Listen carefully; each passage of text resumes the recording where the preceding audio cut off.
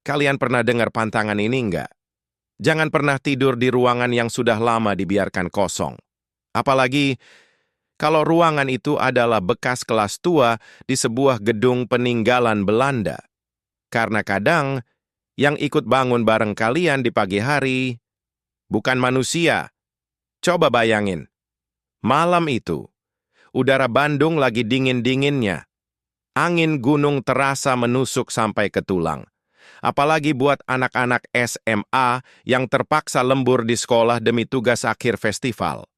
Gedung sekolah mereka bukan gedung modern dengan kaca-kaca besar. Ini bangunan tua. Lorongnya panjang, lantainya pakai ubin tegel jadul yang selalu terasa dingin di telapak kaki, dan langit-langitnya sangat tinggi. Ini kisah tentang Raka. Raka ini, anak laki-laki yang logikanya selalu jalan duluan. Dia tipe orang yang kalau ada suara aneh di atap, dia bakal bilang itu tikus. Bukan jin. Raka ini keras kepala, sangat keras kepala. Sore itu, dia sempat ribut besar sama ibunya lewat telepon. Ibunya sudah memohon agar dia pulang cepat, makan malam bersama di rumah karena perasaannya tidak enak. Tapi Raka malah membentak, mematikan telepon sepihak, dan memilih diam di sekolah. Sebuah keputusan sepele yang mungkin akan dia sesali seumur hidupnya. Raka nggak sendirian, dia ditemani Bima, sahabat karibnya yang wajahnya sudah kuyu banget karena kurang tidur semalaman. Mereka berdua harus menyelesaikan maket miniatur sekolah berbahan kayu dan karton untuk pameran besok pagi. Kalau tidak selesai, nilai mereka bisa hancur.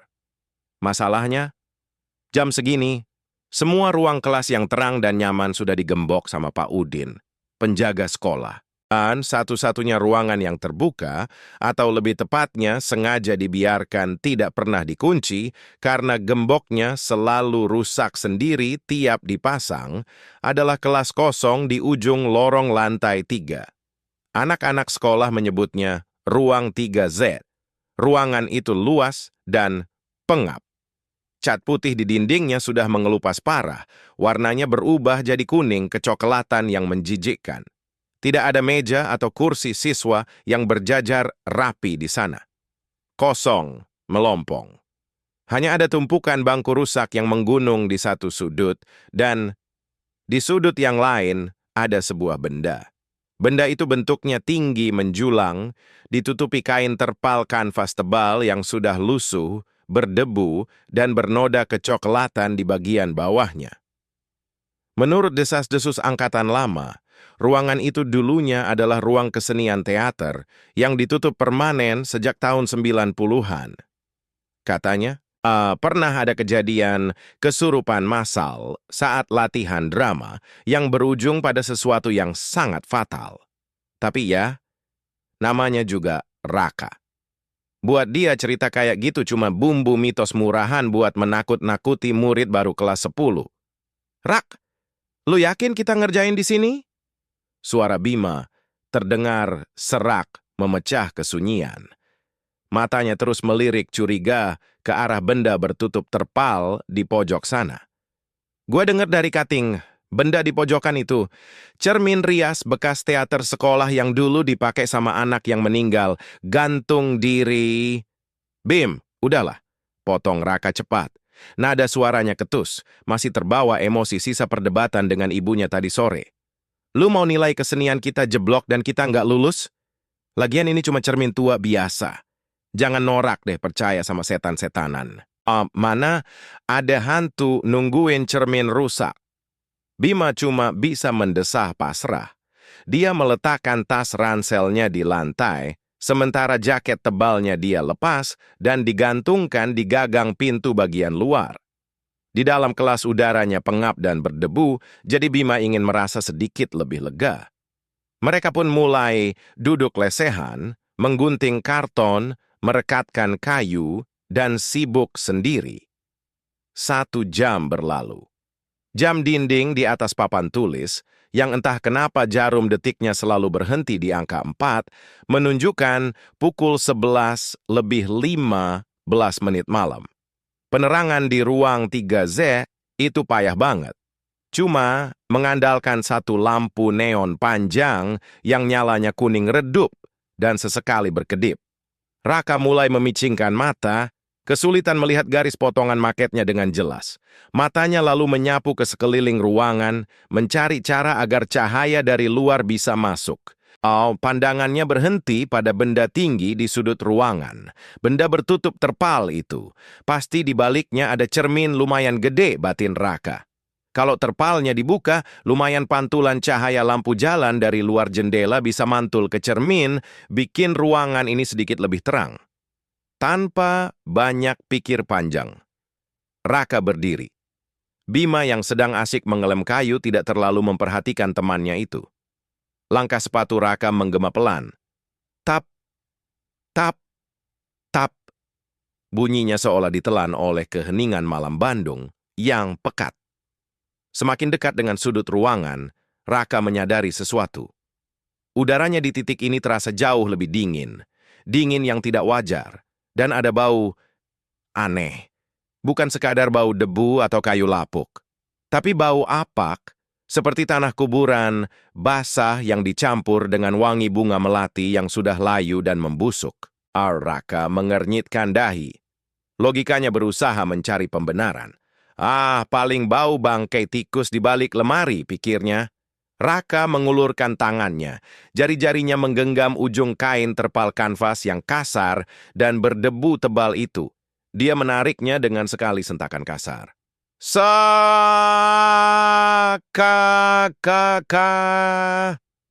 Debu kelabu langsung beterbangan ke udara masuk ke hidung Raka.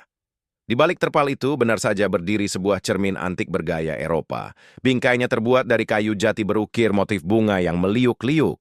Tapi ukuran kacanya sangat besar. Permukaan kacanya sudah kusam, penuh dengan bercak noda hitam di sana-sini. Raka menatap pantulan dirinya di cermin itu. Wajahnya terlihat letih. Tapi entah kenapa, pantulan dirinya di dalam kaca itu terlihat sedikit berbeda. Sedikit lebih gelap. Lebih pucat. Dan ujung bibir pantulannya seperti tersenyum miring, padahal Raka sedang berekspresi datar. Ada perasaan aneh yang tiba-tiba merayap dingin di tengkuknya. Perasaan yang sangat tidak nyaman. Seolah-olah dia sedang diawasi oleh sepasang mata lain dari kedalaman cermin tersebut. Belum sempat Raka mencerna keanehan itu. Tiba-tiba, blam! Suara dentuman keras menggelegar dahsyat di seluruh penjuru ruang 3Z. Debu dari langit-langit sampai berjatuhan. Raka terlonjak kaget. Jantungnya seakan merosot ke perut. Bima di belakangnya sampai menjerit kecil, menjatuhkan botol lemnya hingga tumpah berantakan di atas maket. Pintu kayu jati kelas yang tadi terbuka lebar itu tertutup dengan sangat keras. Padahal semua jendela kelas tertutup rapat. Tidak ada angin kencang yang masuk.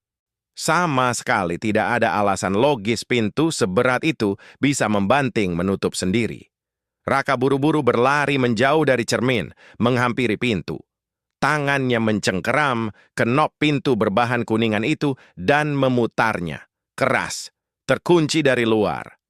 "Bim, kunci pintunya mana?" Raka bertanya. Suaranya berusaha terdengar tenang, tapi ada getaran panik yang tidak bisa disembunyikan. Wajah Bima berubah pucat pasi. Matanya terbelalak menatap pintu, lalu menatap Raka. Keringat dingin mulai mengucur di pelipisnya. "Rak." Bima menelan ludah, suaranya nyaris terdengar seperti bisikan parau. Kuncinya ada di kantong jaket gue, dan lo tahu kan, jaket gue." Bima menunjuk ke arah daun pintu dengan jari gemetar. "Jaket gue gantung di gagang pintu di sebelah luar." Mereka berdua terdiam kaku. Udara di dalam kelas 3Z tiba-tiba anjlok menjadi sedingin es, membekukan napas mereka. Tidak ada jalan keluar, dan tepat di tengah keheningan yang mencekam itu, dari arah cermin tua di sudut ruangan yang kini terbuka tanpa penutup, terdengar suara ketukan pelan. Tuk, tuk, tuk. seperti ada jari berkuku panjang yang mengetuk kaca dari dalam cermin. Gila. Ini sama sekali nggak lucu. Raka mencengkeram gagang pintu kuningan itu dengan kedua tangannya.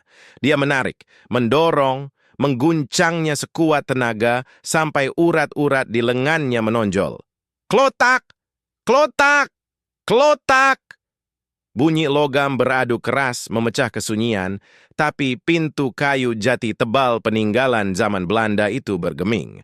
Seolah-olah pintunya sudah menyatu dengan kusen. Terkunci rapat dari luar. Buka! Woi Pak Udin! Buka. Raka berteriak sambil menggedor daun pintu dengan kepalan tangannya. Nihil. Di luar sana, lorong lantai 3 sunyi senyap. Kalian tahu kan rasanya kalau malam sudah terlalu larut, kesunyian itu justru bikin telinga berdengung? Persis seperti itu. Suara Raka seperti ditelan oleh dinding-dinding tebal gedung tua ini. Tidak ada gema. Tidak ada sahutan. Suhu di dalam ruang 3Z tiba-tiba anjlok drastis. Dinginnya malam Bandung memang sudah biasa buat Raka, tapi ini beda. Ini bukan dingin karena angin gunung. Ini dingin yang ganjil. Dingin yang menusuk pori-pori, merayap naik dari telapak kaki, dan bikin bulu kuduk berdiri tegak tanpa permisi. Udaranya terasa berat, seakan ada tekanan yang mendesak dada mereka. Raka menoleh ke belakang, napasnya memburu, uap putih tipis keluar dari mulutnya saking dinginnya ruangan itu. Bim, bantuin gua kek, jangan diem aja. Seru Raka panik. Tapi Bima tidak merespons dengan panik. Anehnya, sahabatnya itu malah duduk meringkuk memeluk lutut di sudut ruangan, di dekat tumpukan karton maket mereka. Wajah Bima pucat pasi, tapi matanya terlihat sangat layu. Dia menguap panjang. Di saat situasi sedang menakutkan seperti ini, Bima justru diserang rasa kantuk yang luar biasa berat dan tidak wajar. Matanya merah, kelopak matanya seolah diganduli batu. Rak! Suara Bima terdengar parau, nyaris seperti gumaman orang mengigau.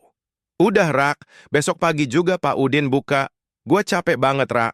Asli, pusing kepala gue. Bima kembali menguap, kepalanya mulai terangguk-angguk lemas. Raka mengusap wajahnya kasar. Rasa frustrasi bercampur takut mulai menggerogoti pertahanan logikanya. Dia menyandarkan punggungnya di pintu kayu yang dingin. Perlahan, Raka merosot turun hingga duduk di lantai. Di tengah keheningan yang mencekam itu, tiba-tiba ada rasa sesak yang lain di dadanya. Bukan karena udara dingin, tapi penyesalan. Pikirannya tiba-tiba melayang ke kejadian sore tadi. Suara ibunya di telepon terngiang kembali di telinganya, jelas sekali. Pulang, Nak. Perasaan ibu nggak enak dari tadi siang. Makan malam di rumah aja ya. Nggak usah lembur di sekolah. Dan apa balasan Raka? Dia malah membentak ibunya. Mengatakan ibunya terlalu kolot, terlalu percaya takhayul, lalu mematikan telepon secara sepihak. Betapa egoisnya dia. Sebuah ironi yang menyakitkan. Coba saja tadi dia mendengarkan insting ibunya. Coba saja dia mengalah. Pasti saat ini dia sedang duduk di meja makan yang hangat, menikmati sayur asam buatan ibunya, bukan terjebak di kelas tua berbau apak dan dingin ini. Rasa bersalah itu menusuk ulu hatinya, pelan tapi amat dalam. Ada sebersit ketakutan kecil. Apakah dia masih bisa pulang untuk minta maaf? Raka menggelengkan kepalanya kuat-kuat, menampar pipinya sendiri perlahan. Fokus, Rak, logika. Pintu ini cuman macet engselnya. Gumamnya pada diri sendiri, mencoba membangun kembali benteng rasionalitasnya yang mulai retak. Namun, seolah menantang logika Raka, ruang 3Z mulai menunjukkan wujud aslinya. Tak! Tak! Srik! Raka menahan napas. Matanya melotot menatap ke arah depan kelas. Dari arah papan tulis hitam, blackboard, besar yang permukaannya sudah kusam di depan sana. Tak! Srik! Tak! Srik! Bunyinya persis seperti suara kapur tulis yang sedang digesekkan dengan keras ke permukaan papan. Kalian pasti tahu suara itu, kan? Suara ngilu yang kadang bikin gigi terasa asam. Sangat jelas. Tapi masalahnya, tidak ada siapa-siapa di depan sana. Di bawah cahaya lampu neon kuning redup yang terus berkedip kembang kempis, area depan kelas itu kosong melompong. Bim, lo denger nggak? Raka berbisik gemetar. Matanya tak berani lepas dari papan tulis. Tidak ada jawaban dari Bima. Cuma suara embusan napas berat. Belum selesai Raka mencerna suara kapur itu. Telinganya menangkap suara lain. Suara ini mengalun sangat pelan, merambat dari udara yang membeku. Asalnya dari sudut belakang kelas, tepat dari arah cermin tua berbonggol kayu jati, yang terpalnya baru saja Raka buka. Oh, itu suara senandung, suara gumaman seorang perempuan. Nadanya sangat rendah, meliuk-liuk lambat. Mirip seperti nada tembang Sunda kuno, sebuah nina bobo yang dinyanyikan dengan tempo yang teramat lambat dan menyayat hati. Logika Raka menjerit berontak, mencari segala pembenaran yang tersisa di otaknya. Itu cuma angin, batinnya memaksa. Iya, angin malam yang masuk lewat celah ventilasi. Angin yang menabrak celah lemari rusak. Kayu tua kadang berbunyi kalau suhunya turun tajam. Pasti cuma itu. Untuk membuktikan bahwa ketakutannya tidak beralasan, Raka memaksakan kakinya berdiri. Lututnya gemetar hebat. Tapi dia melangkah pelan mendekati papan tulis di depan kelas. Dia harus melihatnya sendiri untuk memastikan bahwa ruangannya memang kosong. Tidak ada hantu. Tidak ada yang menulis. Tap, tap. Langkah sepatu Raka terdengar ragu di atas lantai tegel tua. Saat dia tiba tepat di depan papan tulis, dia menghela napas panjang.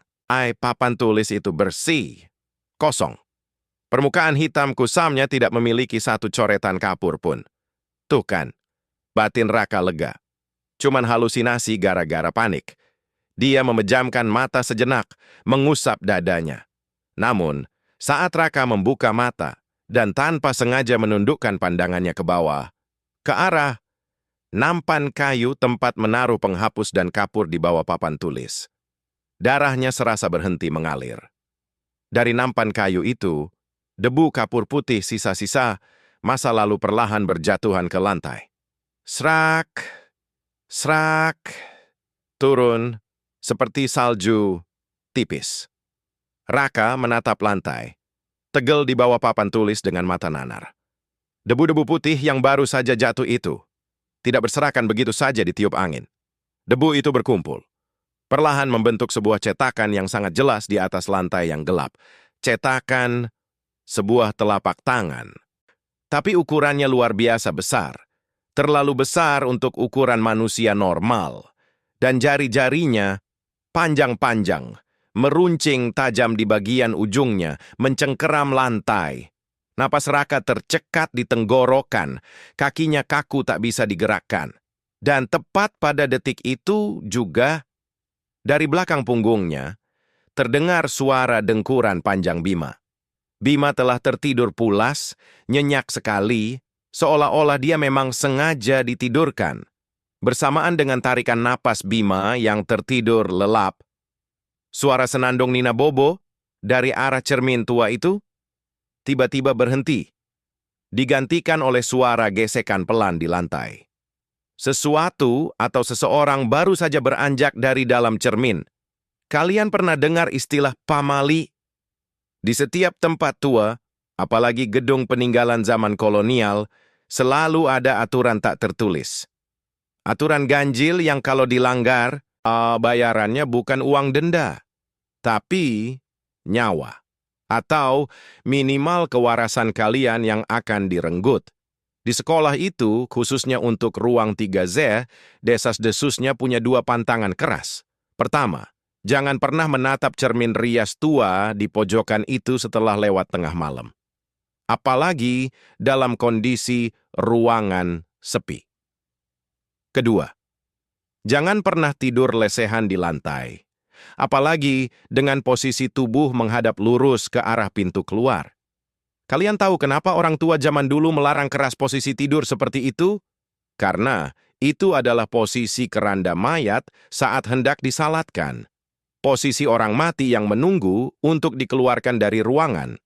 Tapi malam itu, rasa lelah yang luar biasa dan sedikit kebodohan mengalahkan segalanya. Bima sudah di ambang batas kesadarannya. Anak itu benar-benar tidak peduli lagi dengan suara aneh, udara yang membeku, atau pintu yang terkunci dari luar. Matanya merah padam, napasnya berat dan tersengal. Tanpa babi bu, Bima menarik sebuah karpet tipis bekas alas maket mereka yang berbau debu. Dia menggelarnya begitu saja di tengah ruangan. Dan sialnya, tanpa sadar, dia merebahkan tubuhnya tepat lurus menghadap pintu kayu jati yang terkunci itu. Persis seperti orang mati. "Bim! Bangun, woi! Jangan gila lu tidur di bawah, dingin anjir!" Raka setengah berbisik panik, berjongkok sambil mengguncang-guncang bahu sahabatnya. Tapi tubuh Bima terasa sangat berat, kaku. Seperti karung beras basah, dengkuran Bima makin panjang dan dalam. Dia tertidur terlalu lelap, terlalu cepat. Sama sekali tidak wajar untuk ukuran orang yang sedang terjebak di ruangan menyeramkan. Raka berdiri, mengacak-acak rambutnya frustrasi. Napasnya memburu, mengeluarkan asap putih tipis karena saking dinginnya ruangan itu.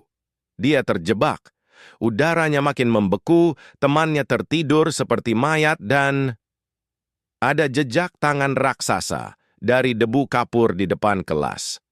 Benteng logikanya kini benar-benar runtuh, berkeping-keping. Raka panik luar biasa. Dia berjalan mondar-mandir mencari benda tumpul, alat apa saja untuk mencongkel kenop pintu atau memecahkan kaca jendela.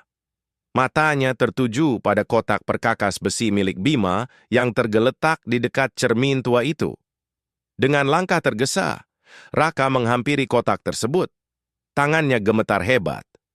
Antara hawa dingin yang menusuk tulang dan rasa takut yang mulai mengambil alih akal sehatnya.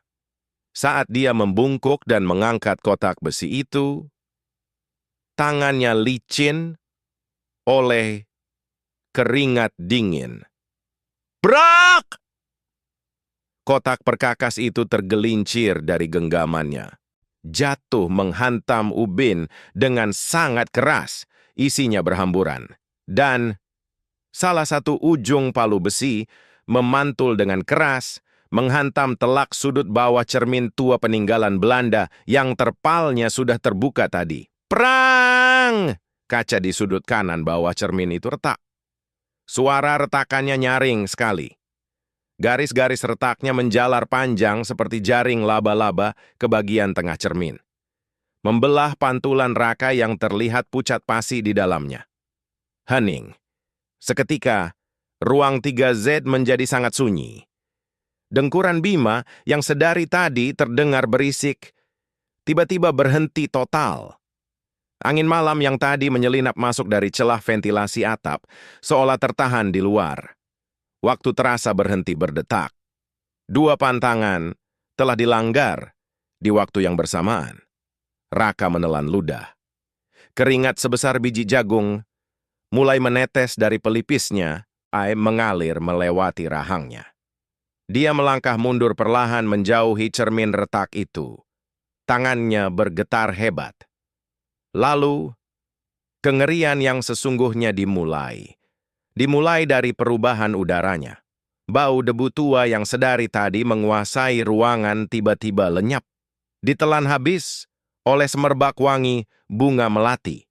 Wanginya sangat kuat. Sangat pekat. Saking pekatnya, sampai bikin perut mual. Tapi wangi itu tidak sendirian.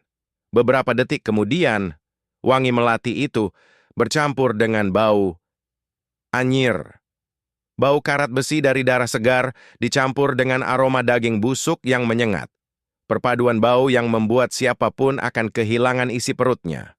Raka buru-buru menutup hidung dan mulutnya rapat-rapat dengan kedua tangan. Dia nyaris muntah. Dadanya sesak. Matanya berair menahan bau busuk itu. Bim, bisik Raka Parau. As matanya mencari sosok sahabatnya di tengah remang-remang kelas. Bim, bangun Bim. Bau apaan ini anjir? Bangun Bim, tolong. Bima masih terbaring kaku menghadap pintu. Tapi tiba-tiba, mulut Bima terbuka perlahan. Dari kerongkongan Bima, keluar sebuah suara. Dan sumpah, demi Tuhan, itu bukan suara Bima. Itu suara perempuan tua. Suaranya serak, berat, bergetar, seolah pita suaranya sudah hancur lebur. Nada bicaranya pelan, datar, bergema di ruangan itu menggunakan bahasa Sunda kuno yang kental. Kunaon, dihudang keun, aing, keur, sare. Kenapa? Dibangunkan? Aku sedang tidur. Bulu kuduk Raka merinding, sampai kalian bisa bayangin nggak sih rasanya ada di posisi Raka saat itu? Otak logis kalian yang selama belasan tahun dibangun, dipaksa hancur lebur dalam hitungan detik.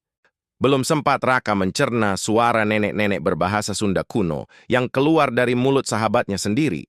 Tiba-tiba, pret, pret, pet, tar, lampu neon kuning di langit-langit, ruang 3Z meledak keras. Serpihan kacanya jatuh berserakan menghantam ubin. Kegelapan total langsung menelan ruangan itu hidup-hidup. Nggak ada cahaya sama sekali, kecuali sedikit sinar remang-remang lampu jalan yang memaksa masuk dari celah jendela berdebu. Gelap, sunyi, dingin, dan bau melati busuk bercampur anyir darah itu makin tebal mencekik leher Raka. Napas Raka memburu. Dadanya naik turun dengan cepat. Dia merogoh saku celananya dengan tangan yang gemetar hebat, saking paniknya sampai ponselnya nyaris terlempar jatuh. Dia butuh cahaya. Dia butuh bukti. Otaknya yang keras kepala itu masih berusaha menolak, mencari secercah alasan logis di tengah kegilaan malam itu. Raka menyalakan senter ponselnya. Klik. Cahaya putih terang dari LED membelah kegelapan kelas. Sorot lampunya bergetar hebat seiring dengan tangan Raka yang tak bisa diam.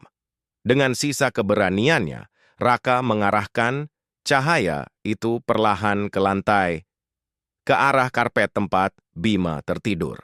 Dan di detik itulah, sisa-sisa rasionalitas Raka mati sepenuhnya. Ini bukan halusinasi. Ini bukan efek mata lelah karena kurang tidur. Ini nyata. Di bawah sorot senter ponselnya, Bima tidak tertidur sendirian. Ada sesuatu yang sedang duduk mengangkang. Tepat di atas dada Bima. Sosok itu memakai semacam gaun panjang atau kain kafan, entahlah. Warnanya sudah tidak putih lagi, tapi kusam. Penuh noda tanah kecoklatan dan bercak merah kehitaman yang mengering di ujungnya. Tubuhnya kurus, sangat bungkuk.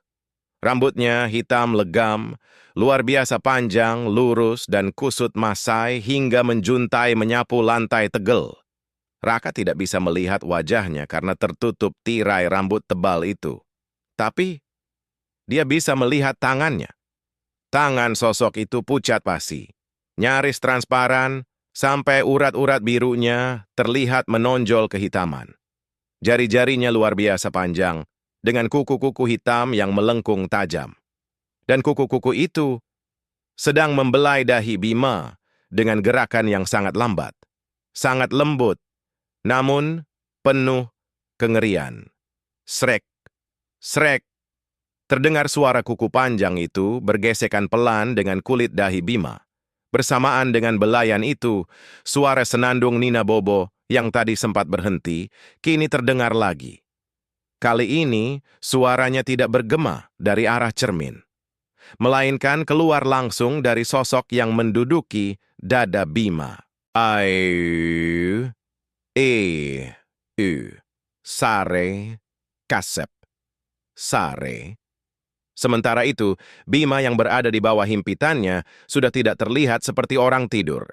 Mulutnya menganga lebar seperti ikan yang kehabisan air, napasnya berbunyi ngorok kasar menahan sesak, dan matanya setengah terbuka, tapi hanya terlihat bagian putihnya saja. Bima sedang sekarat. Dadanya ditekan oleh beban tak kasat mata yang luar biasa berat. Raka mundur selangkah. Punggungnya menabrak tumpukan meja bekas. Dia terjebak. Air mata mulai menggenang di pelupuk mata Raka. Bukan sekadar karena takut, tapi karena rasa tidak berdaya yang luar biasa meremukkan egonya. Kakinya seperti dipaku di lantai. Otot-ototnya menolak perintah otaknya untuk lari. Di tengah teror yang mencekam itu, sebuah monolog batin yang menyayat hati bergema di kepala Raka. Ya Allah, Ibu. Raka minta maaf, batin Raka menjerit pedih. Air mata panas akhirnya jatuh melewati pipinya yang sedingin es. Ibu benar, Raka kualat. Raka anak durhaka. Kalau malam ini Raka harus mati di sini, tolong sampaikan maaf Raka ke ibu. Raka cuma pengen pulang, Bu. Raka pengen pulang. Sebuah penyesalan tulus yang datang terlambat. Doa pertama yang Raka panjatkan dengan segenap keputusasaannya di malam itu. Tapi tatapan Raka kembali tertuju pada Bima. Sahabatnya itu makin megap-megap. Wajah Bima di bawah sorot senter sudah berubah membiru pucat. Kalau Raka diam saja meratapi nasib, Bima pasti mati malam ini. Raka tahu persis hal itu. Entah dari mana datangnya sisa keberanian itu. Mungkin dari rasa bersalahnya, atau dorongan adrenalin terakhir untuk bertahan hidup, Raka mengepalkan tangannya. Dia menggigit bibir bawahnya kuat-kuat sampai berdarah, mengalihkan rasa takutnya pada rasa sakit fisik. Minggir lu dari temen gue, setan! Raka berteriak sekuat tenaga, suaranya pecah, parau, dan bergetar hebat. Dia meletakkan ponselnya sembarangan di atas meja usang, membiarkan senternya tetap menyala, menyorot lurus ke arah mereka. Dengan langkah nekat dan sisa tenaga yang ada, Raka menerjang maju. Dia mengulurkan kedua tangannya, berniat menarik kaki Bima, untuk menyeretnya menjauh dari sosok itu. Tapi baru 2 langkah, Raka maju. Gerakannya terhenti paksa. Saat Raka berteriak tadi, sosok berbaju putih lusuh itu berhenti bersenandung. Tangan pucatnya berhenti membelai dahi Bima. Gerakannya membeku. Ruangan itu tiba-tiba menjadi hampa suara. Hening yang sangat-sangat mematikan. Waktu seakan berhenti berdetak. Ais perlahan. Sangat perlahan. Sosok itu memutar kepalanya. Menoleh ke arah Raka. Bunyinya terdengar ngilu memecah keheningan. Krek, krek, krek. Tulang lehernya bergeser patah-patah dengan cara yang sama sekali tidak wajar. Rambut kusut yang menutupi wajahnya perlahan menyibak, memperlihatkan separuh wajahnya tepat di bawah sorot cahaya senter. Kulit wajahnya pucat keriput dan mengelupas. Tapi yang membuat kewarasan Raka benar-benar terenggut adalah matanya. Di sebelah kiri wajahnya, tidak ada bola mata. Hanya ada rongga hitam legam yang sangat dalam, menatap Raka dengan tatapan kosong yang seolah menembus hingga ke dasar jiwanya. Cairan kental kehitaman menetes lambat dari rongga mata itu. Sosok itu mengangkat tangan kanannya perlahan. Jari-jarinya yang panjang dan berkuku kotor itu merentang, mengarah lurus ke leher Raka. Udaranya seketika berubah menjadi jauh lebih beku. Raka terkesiap, tidak bisa bernapas. Tubuhnya benar-benar terkunci oleh tatapan rongga mata hitam itu. Dia ingin menjerit, tapi suaranya tersangkut di tenggorokan.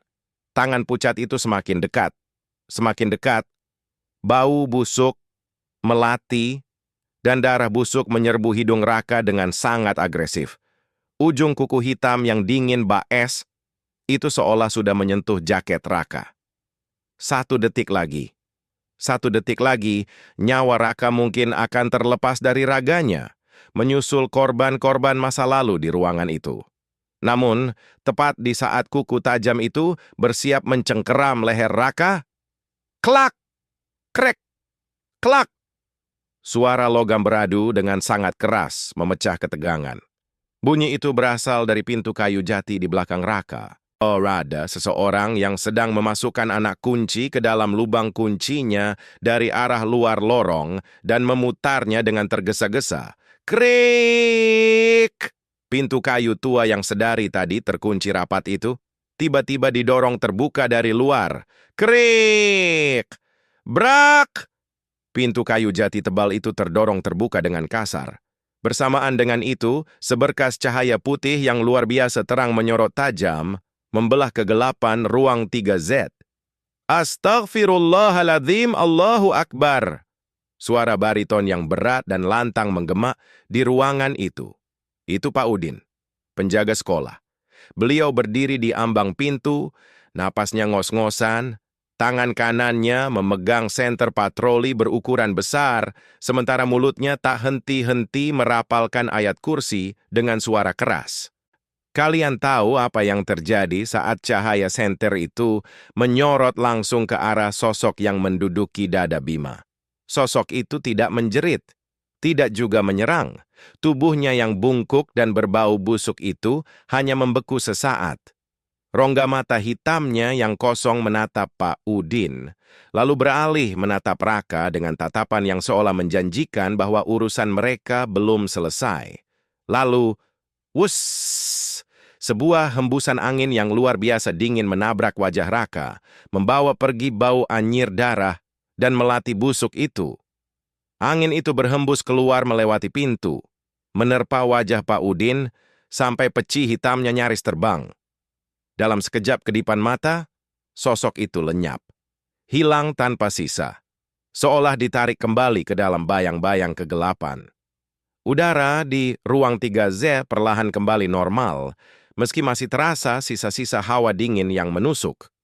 "Kalian ngapain di sini malam-malam begini, Gustino Agung?" keluh Pak Udin sambil berlari menghampiri Raka dan Bima. Raka tidak bisa menjawab, tubuhnya ambruk. Kakinya yang sedari tadi dipaksa berdiri kini kehilangan seluruh tenaganya. Dia jatuh berlutut di lantai tegel yang berdebu. Tangisnya pecah. Cowok yang paling mengedepankan logika, yang siang tadi membentak ibunya karena urusan takhayul, kini menangis sesenggukan, gemetar hebat seperti anak kecil ketakutan. "Bima, Pak, Bima!" tunjuk Raka dengan tangan bergetar. Pak Udin segera menyorotkan senter ke arah Bima. Anak itu tiba-tiba tersentak. Dia menarik napas dalam-dalam, terbatuk-batuk keras seolah baru saja ditarik dari dasar kolam yang dalam. "Uk! Uk!" Bima membuka matanya. Kebingungan. Wajahnya masih sangat pucat. Keringat dingin membanjiri pelipisnya. "Rak, oh Pak Udin," suara Bima lemah. "Gua ketiduran ya? Kok dada gue sakit banget ya, Rak? Kayak habis ditimpa lemari." Bima mengeluh kesakitan sambil membuka dua kancing teratas kemeja seragamnya karena merasa sesak. Saat kerah kemejanya terbuka, cahaya senter Pak Udin tanpa sengaja menyorot ke dada Bima. Raka langsung menutup mulutnya, menahan jeritan ngeri. Di kulit dada Bima yang putih, tercetak jelas sebuah luka memar biru kehitaman. Memar itu berbentuk 5 jari panjang yang melengkung tajam. Bentuk sebuah telapak tangan raksasa. Malam itu, mereka berdua dievakuasi ke pos Satpam. Raka sama sekali tidak peduli lagi dengan market festivalnya. Pikirannya kosong. Logikanya mati total. Pagi harinya, saat matahari mulai terbit dan menghangatkan kota Bandung, Raka melakukan satu hal yang seharusnya dia lakukan sejak kemarin. Dia tidak ikut upacara pembukaan festival. Dia berlari keluar gerbang sekolah, mencari angkot pertama, dan pulang ke rumah. Sampai di depan pintu rumahnya, Raka melihat ibunya sedang duduk di kursi teras. Wajah ibunya terlihat sangat lelah, matanya sembab, tangannya menggenggam ponsel erat-erat seolah semalaman tidak tidur karena menunggu kabar. Melihat ibunya, pertahanan Raka runtuh lagi. Dia berlari, menjatuhkan tasnya sembarangan, dan langsung memeluk ibunya erat-erat. Raka menangis di pangkuan wanita itu. Maafin Raka, Bu. Ibu bener. Raka salah. Raka minta maaf, Bu. Racau Raka di sela tangisnya. Ibunya tidak marah. Beliau hanya menghela napas panjang, mengusap punggung anaknya dengan lembut. Bersyukur anaknya pulang dengan selamat. Di titik itulah Raka belajar satu pelajaran paling berharga dalam hidupnya. Bahwa logika dan rasionalitas itu penting, ya. Tapi insting seorang ibu dan kenyataan bahwa kita hidup berdampingan dengan hal-hal yang tidak kasat mata bukanlah sesuatu yang bisa ditantang dengan kesombongan. Keadaan Bima sendiri cukup parah. Dia demam tinggi berhari-hari dan sering mengigau dalam bahasa Sunda kuno yang tidak dia mengerti. Orang tuanya sampai harus memanggil tokoh agama setempat untuk membersihkan Bima sebelum akhirnya dia benar-benar pulih seminggu kemudian. Kisah itu berakhir di sana. Sebuah akhir yang melegakan. Sebuah pelajaran yang mendewasakan. Begitu kan seharusnya? Tapi, kalian ingat apa yang saya bilang di awal? Ada hal-hal yang kalau aturannya sudah dilanggar, jejaknya nggak akan pernah benar-benar hilang. Seminggu setelah kejadian malam itu, suasana sekolah sudah kembali normal. Festival sudah selesai. Sore itu, sekolah sudah lumayan sepi karena sebagian besar murid sudah pulang. Raka diminta wali kelasnya untuk mengambil tumpukan buku di perpustakaan lantai 3. Mau tidak mau, untuk menuju tangga turun, Raka harus melewati lorong itu lagi. Lorong panjang, tempat ruang 3Z berada. Jantung Raka berdebar agak kencang saat dia berjalan mendekati ujung lorong. Dia menoleh sedikit ke arah pintu kayu jati tersebut. Pintu itu kini tidak lagi dibiarkan rusak.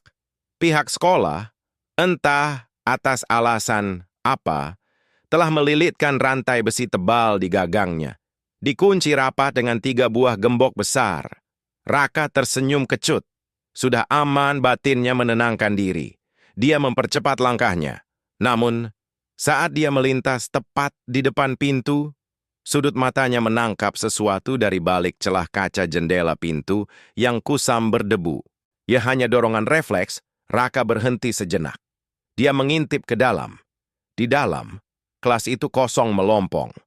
Terang karena sinar matahari sore menembus masuk dari jendela luar. Debu-debu beterbangan dengan tenang. Raka menghela napas lega. Matanya lalu melirik ke arah sudut kelas. Ke arah cermin rias peninggalan Belanda yang kacanya retak karena hantaman palu Bima seminggu yang lalu. Cermin itu masih berdiri di sana, tanpa penutup terpal. Raka memicingkan matanya. Ada yang aneh. Ruang kelas yang asli memang terang benderang disinari cahaya sore.